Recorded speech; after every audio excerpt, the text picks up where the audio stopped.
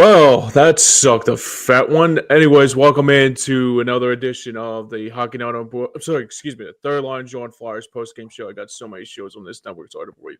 I'm your host, James Scores, with you, and with me, as always, is a companion, a brother from another of mine. From the Past and Half Sports Show, Joey Marks on this very important night. What's going on, Joe? Well, the bully bullied us tonight. That's for sure. The Yep. payback's a bitch from Monday. Absolutely. Like I said, the Flyers basically come into this game tonight after winning a very good game on I guess it was a Monday night, I guess, against the New Yeah. Jersey Devils. But the problem was is that was a perfect well. I guess the one thing we could just say, it wasn't just it was basically one of those games that the Flyers could have, and also like basically the one thing I took out of that game here tonight was like it was basically more like that. It was more Devils than it was Flyers tonight. I think that's probably the most important thing about this game tonight. Yeah, the Devils definitely brought more intensity today. It definitely whatever the coach said for the Devils that pissed them off between Monday and tonight. It worked because it wasn't just the goals, it wasn't just the shots or any of that. That was part of the story. The other part of the story was the vicious hitting. I Yeah. mean, like usually the Flyers are the bullies in the rink, and tonight it was not the case. Tonight the Devils were the bullies in the rink. Yeah, it kind of reminded me of a little bit of a slap shot with the Johnstown Chiefs, like just annihilating everybody when they see and all that too. Well, it also reminded me a little bit of old school New Jersey Devils, and his name was brought up, and Yeah, right. Scott Stevens, like Yep. in that perspective, like the very, you want to get chippy, let's get chippy, and like Play people were hardball with dropping hardball, right? gloves, and yeah, it got pretty heated, Yep. as the commentator said. The temperature got turned up by a lot, and especially later in the game. Yeah, and absolutely. And my father, Joe Scorza, checks in and says horrible, disjointed effort. I think that's the one thing we took out of this game here Mm. tonight. It was like, for me, it was kind of like it was like lopsided, to tell you the truth, honestly, Joe, because it felt like at first, the first period, I like we say, like at the topic sheet here, a very physical first period. That it was most importantly, it was like a very like fast paced action, but then it just started to like get chippy and never stopped. Yeah, it seemed like the first period they both teams were like throwing their jabs. Like both of them were feeling each other out a little bit. A lot of like mid-ice play, a lot of, you know, close calls and maybe even, especially for the Flyers, a lot of missed shots. Like that's going to be something that's talked about going away from this game, is there was a lot of missed shots for the Flyers. And if you're gonna put effort out to make and create shots and make and create offense, you might as well make it count. Even if it's a save, putting it on net is better than, just being futile and just wailing away at the puck and hoping for the best. You have to, target the back of the net in order to be able to put the puck there. Mhm. Um, and it just seemed like the first period was like a feeling out process. And then come the second period, like, the bugaboo for the Flyers kind of kicked in into high gear on many different fronts. But Right. then to go even further, we ended the first period 0-0, and going into the second period, I thought, okay, this is okay. We can deal with it. But Mhm. then, like a little more than a minute into the second period, the Devils decided that they were going to start to take this game over. Yeah, and perfectly said by you since we segue into the scoring category of the game. And it was basically the second period. The first period was more like basically like a balance of like very good observation that the Flyers like played a very good first period. But in the second period, I mean, it started right out of the gate in the very first minute. It was Andre Palat giving New Jersey a 1-0 lead. And right after that, it looked like everything just went downhill after that. The wheels fell off in no uncertain terms. Some of the bugaboos that definitely came up through the game in the second period where the thing I feel like a broken record. Right. The turnovers, the lackluster flat-footed defensive blue line play. Sure. Um, but all of this, like, it's not rocket science, but and I get that they're young and I get that they're learning, but at the same time, it's like if you're making the same mistakes game after game after game, then you're not learning. You're not learning from your mistakes. You're just Right. continuing to make the same ones over and over and over again. And it that's kind of what this felt like, from my standpoint. I kind of felt like I was seeing the same problems crop back in time and time again. Right. The second period was like this microcosm of the bigger problem for the Flyers. And it got worse. Yeah, it did. It really did. I mean, I guess the thing that I took out of it too was when the Flyers thought they could get back into the game, it was like a turnover that basically caused another mistake. I said basically mistakes will hurt this team immensely, and so happened the case when this was Luke Hughes giving the Devils a 2-0 lead on that turnover. A turnover, I mean. Yeah, and I mean, again, it's the idea that someone like Sanheim or someone like Drysdale is flat-footed, and when you're flat-footed as a defenseman, there is no momentum you can have to be able to catch guys like a Hughes, like a Luke Hughes, with the speed and momentum that they're going at. If you're showing those forwards for the opposing team that you are flat-footed, it gives them more, license to come attack you and kind of get the jump on you. Right. And so I felt like the Devils did that a lot tonight. Yeah. And I feel like that's been one part of the problem. The other part of the problem in the second period was, well, I would ordinarily say it was a problem for both teams because both teams were sending a parade to the penalty box. But Yeah. the problem being is that the Flyers were more shorthanded than on a power play, and even when the Flyers were on a power play, it was just it was putrid. Like, it It was was. not successful. It was not, productive at all. Now, when the Devils now I read this stat or was told this stat that the Devils are the second best power play in the league. Okay. Mm, So when you get into a scrum, like a scrappy match, right. like they did tonight with the Devils, and the Mhm. Devils have a chance of being on the power play, no matter if it's a 2-minute power play or a 30-second power play, Mhm. you're giving the Devils an opportunity to take advantage of it and score, and they have the talent to do so. And they did just that. There was 2 power play goals scored in the second period alone.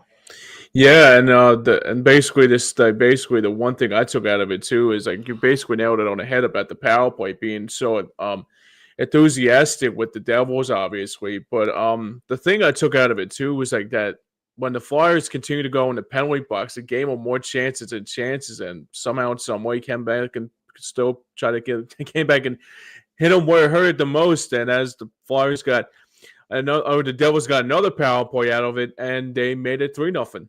Yeah, and this is the part of it that, bothers me. And I've Hmm. said this also again and again.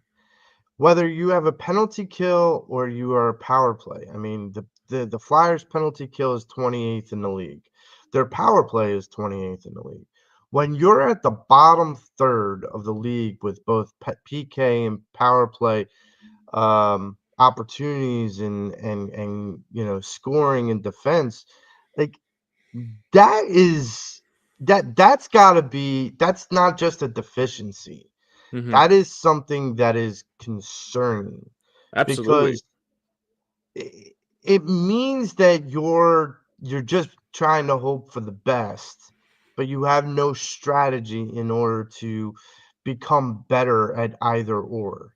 You know, the Flyers back in the day when they used to do penalty kills, I can remember did the box. But when they did the box, they also they converted the box depending on who the free attacker was, the free Right. forward was to attack the blue line. They would they would convert into like a triangle or a makeshift diamond. Right. And I remember that, you know, having that kind of strategy, being able to change that through the course of the game, it's important. Yeah, absolutely. I think the one thing I took out of it too was I guess the one thing I was really disappointed about, and it's concerning, like you said, is that I mean, this power play last year was probably they call it the power kill for a reason, and somehow in some way, like I know they're going to be off in the next couple weeks to get ready for that Four Nations face off and all that, but the problem is, it's just that you got to start winning games when it matters the most, and this was kind of like the same ripple effect as they had a couple nights ago up in New York at MSG too, Joe. Yeah, and by coincidence, Harrison was in the net, and the Right. announcement came down today that due to injury, Harrison's going to be the starting or one of the goaltenders for Sweden Hmm. in the Four Nations, and so good for him. But Guys still I have mean, to play your to the standard. You got to play yeah, to. and here's the thing. I'm going to continue to say this: we do not have a starting goaltender on this team. No, we don't. And so I'm torn. Like we have the NHL trade deadline fast approaching, and I'm torn because no, I don't want to get a starting goaltender just to possibly restart later with a younger player, younger goalie. But if I had to, I think the choices for the trade deadline for the Flyers, if they were going to buy, is going to be that starting goaltender or a sharpshooter scorer Hmm. that's really good at the power play. Yeah, Um, I mean, you there's like a need couple play. I'm sorry, Joe. you need to have somebody that is good at the power play, at least one that can. Because if you have one, maybe you can one player can teach others or be kind of the quarterback like Timonen was back Sure, in the day. sure, So the question then becomes, okay, if we get that one player, maybe our power play, I'm not saying we're going to go from like 28th to 10th, but even if it goes from 28th to 20th, I think that would be a success of a trade. yeah, Especially if some of that learning that player can do for the team trickles into more success, more longevity success going forward. yeah. And also, my dad brings up a very good point here. He says he don't blame Erson for giving up those goals. It was more the defense in front of him Mm. couldn't stop a nosebleed without saying that either way too, Joe. Yeah, I agree, and it kind of goes back to, I'm not saying I'm not putting this on Erison. I'm not I'm not either. because as much as we still have our criticism about him not being a starting goaltender in the NHL. Right. The idea that that defense hung him out to dry a lot tonight, and even Yeah, with Fedotov, they hung him out to dry too. yeah. They And did. They really did. I it mean, it, it just proves to me that an area that we got to of high fix. need. Yep.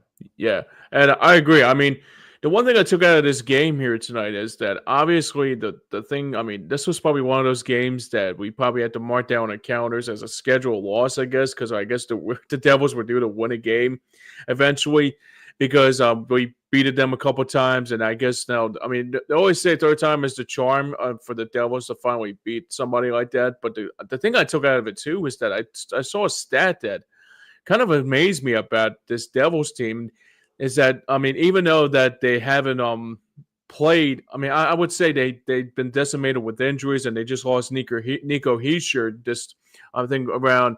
I think they lost him today, and they lost Markstrom not long after that. But Mm. like there was like a stat out there that they haven't won 3 straight games going back to like Christmas time around last year, around before the holiday break. Yeah, I think I saw a similar stat that like before Christmas break they were in first place. After Christmas break, Right, they've gone 5-7-1. right.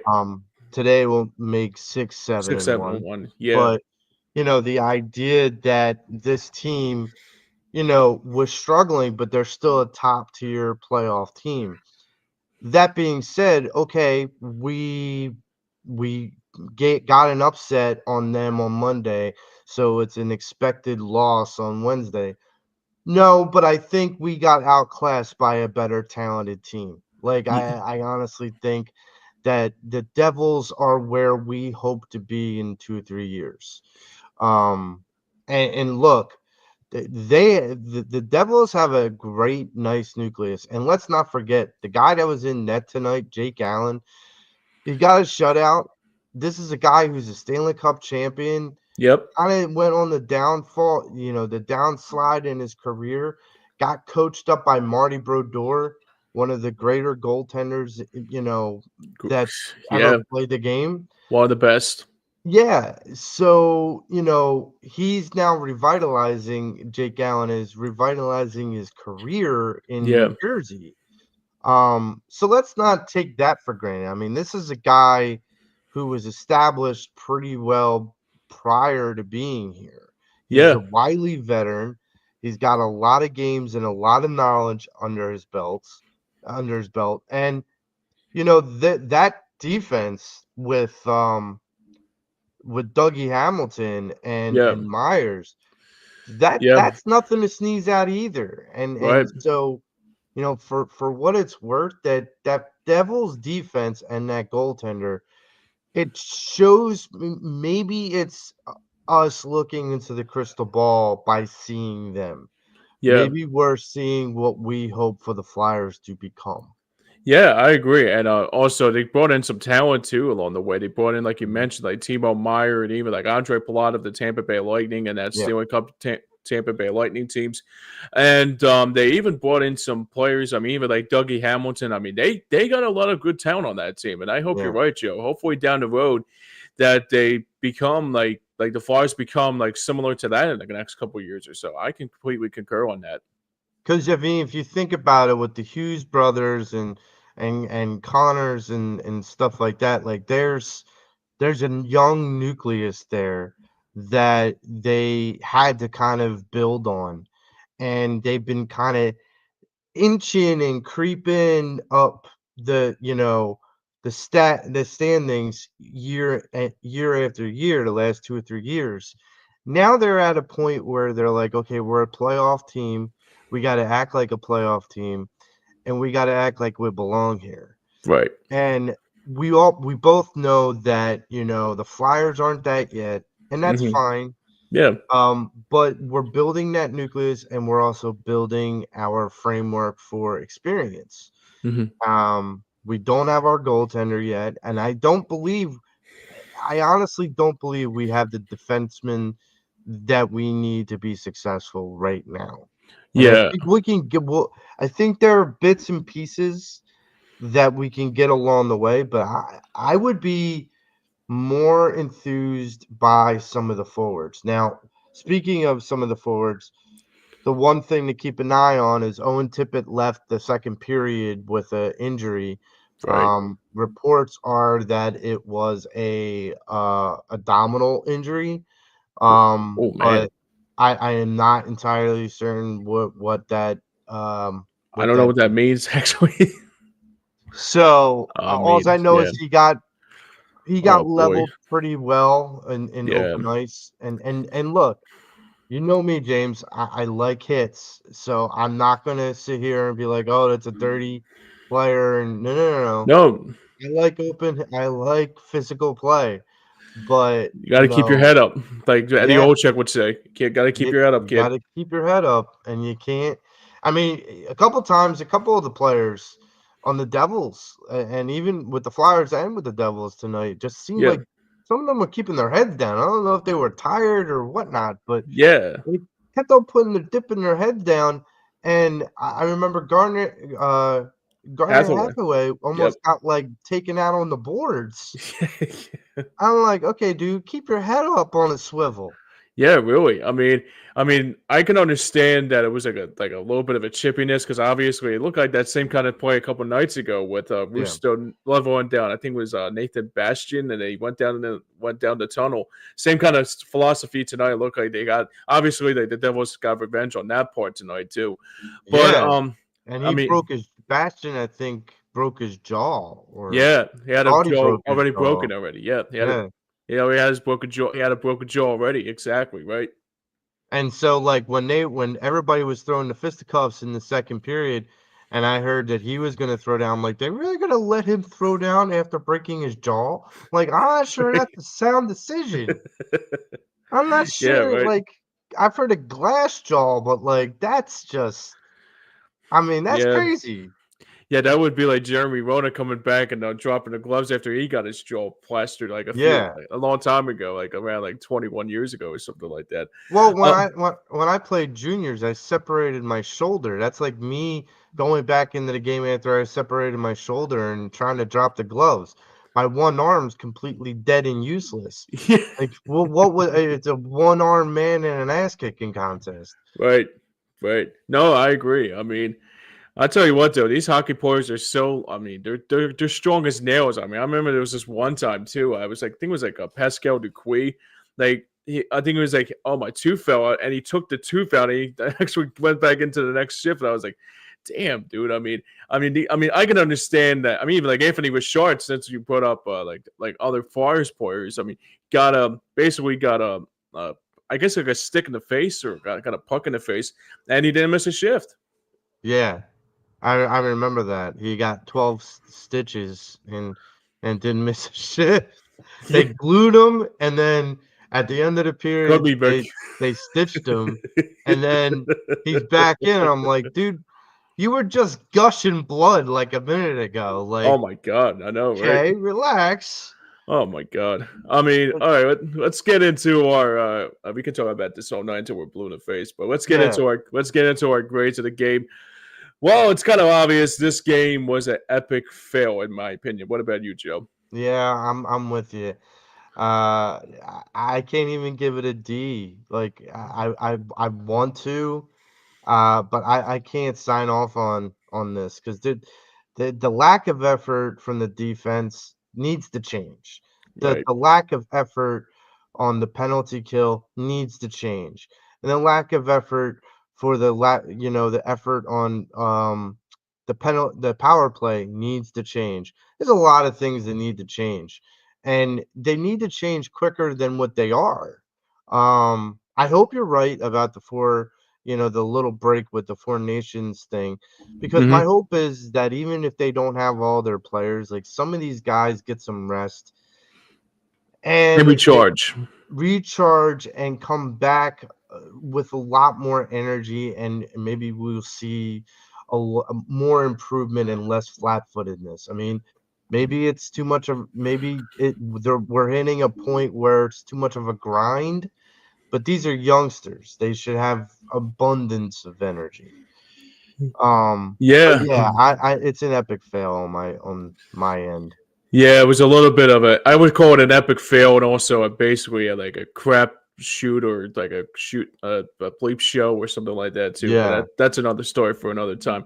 All right, but let's get into before we wrap up here. Let's get into our round of National Hockey League on this Wednesday night of NHL hockey. Only a few games on the slot tonight on the slate tonight here, and obviously the Flyers lose tonight 5-0 over the New Jersey Devils.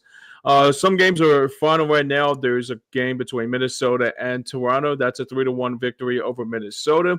Minnesota taking over Toronto 3-1 in Toronto. 3-0. The Panthers shutting out the Kings. Predators have a 1-1 tie going into the second period. That's tied up at 1. And there's no score between the Penguins and Utah. That's the second game of the TNT Wednesday night showcase tonight. Tomorrow night, though, there's a couple games going on tomorrow night that could be interesting to watch, especially with the Flyers playing the Islanders. You got the Jets taking on the Bruins. Capitals taking on the Sens. Hurricanes taking on the Blackhawks. Wild taking on Montreal. LA taking on the Kings, the second of that Florida road trip. And like I mentioned, the Flyers play the Islanders tomorrow at 7:30 tomorrow. That'll be an ESPN Plus game. Later on in that night, we got the Ducks taking on Calgary. Connor McDavid and the Oilers taking on the Red Wings. You got Columbus taking on Vegas in Vegas. And the last one of the night, it will be San Jose taking on the Kraken. Yeah, the Islanders game is going to also be a chippy game because, like was said on the telecast tonight, we've played the Devils and the Islanders 3 times in the last couple weeks. So it keeps the blood fresh. So yeah. I mean, let me ask you too. I thought about this earlier when I did my pregame show. With Ivan Fedotov obviously playing in this game tonight and results of Sam Emerson, and I think this is a little bit asinine, but I'll ask this question. You think you'll put Fedotov in that game tomorrow night against the Islanders to get revenge from last week? Yeah. Yeah, I mean, I would. The only reason why I would is because he didn't get he still needs to get a lot of work Right. in, and you may need to meter down how much you use Harrison at this point because tonight he just, regardless of the defense, he just got berated with shots. Oh So yeah. he got a lot of work tonight. And to have that quick turnaround, it would be difficult. So yeah, I think Fedotov is their man to go. I would think so too. What about Koloslav? Is he hurt or is he I think Kolosov got sent back down. back down? Honestly, Okay. back down because I think they got 2 goaltenders already, but I think they'll be set for 2 goaltenders. I mean, I don't know if he's like their 3rd goaltender as of right now, but I'm pretty sure he's back with the Phantoms if I'm not mistaken. Okay. I'm not sure if he's still back up here, but I mean, I'll definitely that will be a big key to it, like depending on what Fedotov does with the team, and if he starts to struggle, I can imagine they'll probably move Kolosov back up and send back down Fedotov in the process. It's like I said before, James. This is going to be kind of like a merry-go-round with these 3 goaltenders until the Flyers can figure out a strategy to bring in a guy that can be their legacy goaltender, that can be their, the goaltender that they can lean on as like the bell cow. And I know that maybe the Flyers organization wants it to be Harrison, but it's not.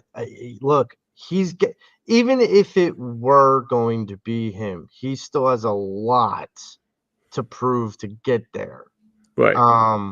And Fedotov, he's serviceable, but it's like I said about him in the last game we did with him. He's an AHL starting goaltender. Right. And that's just the way I see it. And I hope for the best in regards to who they put in net against the Islanders, because the Islanders are still a good team to be facing, and that's another potential playoff contending team. Mm-hmm. So, this is another game where we have to bounce back quickly. Mm-hmm. Yeah, and I do agree. That's the biggest thing I take out of it too. And even last thing we'll do is my dad checks in and says when you have 2 goaltenders, you don't have a starting goaltender. That is damn true. That is absolutely true. I mean, It's kind of like the starting quarterback thing that quarterback carousel, or what do they call yeah, it? Quarterback factory. it's like if you have 2 quarterbacks, you really don't have a quarterback. Correct. That's the thing. If you're bouncing back and forth, kind of like the Pittsburgh Steelers, if you have 2 quarterbacks, you really don't have one. You just don't. But like that's the thing is the Flyers have to figure that out, and whether that's through free agency, trade, draft, I say that has to be the next step. Yeah, absolutely. I do agree 100%. Um, but I guess we could wrap it up from here. I guess that's all I mean, obviously there was not a lot of highlights, but on the opposite side I mean, it was all New Jersey tonight. So that is going to wrap us up here for tonight. That's a wrap for the Third Line Jawn Flyers postgame show. We will be back again I will be back again tomorrow for the Flyers postgame show and pregame show on Hardcore Sports Network and Stream Punk Entertainment. Now, for everyone behind the scenes and for everyone that made this work, for Joey Marks and for Pat Bernard, and also I guess I don't know if he was supposed to produce tonight, but I did anyway just to give him a little bit of a break. Until then, I'm James Scorza here, and this has been the Third Line Jawn Flyers postgame show. We will see you once again very, very soon. Until then, have a good night, everybody. Stay safe and stay well.